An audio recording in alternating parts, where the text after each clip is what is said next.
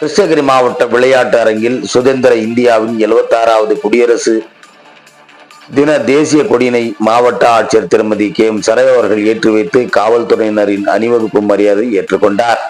கிருஷ்ணகிரி மாவட்ட விளையாட்டு அரங்கில் சுதந்திர இந்தியாவின் 76வது குடியரசு தின விழா விமர்சையாக நடைபெற்றது. இந்த விழாவில் கலந்து கொண்ட மாவட்ட ஆட்சித்தலைவர் திருமதி KM சரய் அவர்கள் கொடிக்கம்பத்தில் நமது தேசிய கொடியினை ஏற்றி வைத்து மரியாதை செலுத்தினர்.